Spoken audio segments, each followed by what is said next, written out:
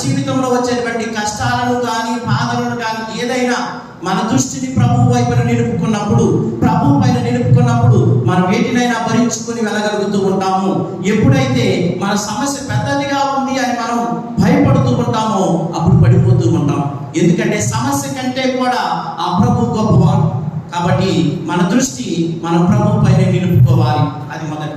రెండవది, మనం మనలోకి తొంగి చూసుకోవాలి. ఎందుకు మనలోకి తొంగి చూసుకోవాలి?